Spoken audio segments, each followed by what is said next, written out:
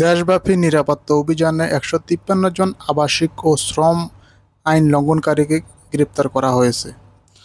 বিসমিল্লাহির রহমানির রহিম। আজ ২৮শে জুলাই ২০২৫। জানিয়ে দিচ্ছি কুয়েতের আজকে বিস্তারিত খবর এবং কুয়েতের নিরাপত্তা অভিযানে গ্রেপ্তারের সর্বশেষ সংখ্যা। যারা এই ধরনের ভিডিও পেতে চান অবশ্যই আমার চ্যানেলটি ফলো এবং সাবস্ক্রাইব করে রাখবেন। মনে রাখবেন এই চ্যানেলের মাধ্যমে আমি কুয়েতের দৈনিক আপডেটগুলি দিয়ে থাকি।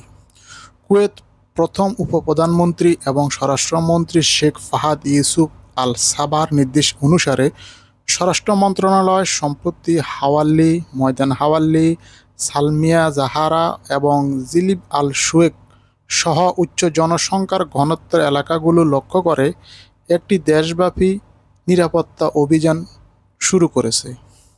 Under secretary major general Ali Al আদওয়ানির তত্ত্বাবধানে এবং আবাসিক বিষয়ক তদন্ত বিভাগের জেনারেল ডিপার্টমেন্ট কর্তৃক পরিচালিত এবং অভিযানের ফলে আবাসিক ও শ্রম আইন লঙ্ঘনকারী ১৫৩ জনকে গ্রেপ্তার করা হয়েছে।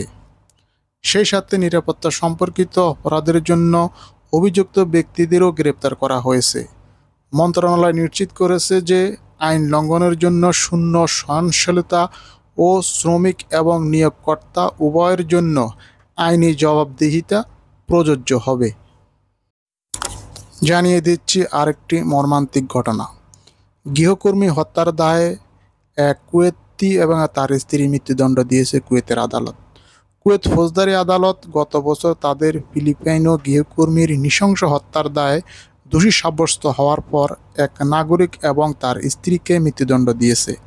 অভিযোগগুলোর মধ্যে রয়েছে লাঠি দিয়ে প্রহার করা, তার বিরুদ্ধে সহিংসতা প্রচারণা দেওয়া, তাকে বেআইনিভাবে আটকে রাখা, চিকিৎসা সেবা থেকে বঞ্চিত করা এবং মানব পাচারের সাথে মিলিত হত্যাকাণ্ডের মতো অপরাধমূলক কাজ করতে বাধ্য করা। আদালত এই ঘটনাকে মানব পাচারের একটি স্পষ্ট উদাহরণ হিসেবে বর্ণনা করেছে, যেখানে কঠোরতম শাস্তি বিধান রয়েছে, বিশেষ করে যখন হত্যার সাথে মিলিত হয়।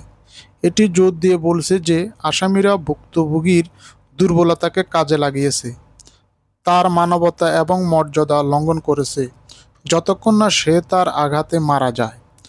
পাবলিক প্রসিকিউশন মামলাটি তদন্তের পর আসামিদের কেন্দ্রীয় কারাগারে প্রেরণ করেছে, যা কুয়েতি জনসাধারণকে হতবাক করেছে।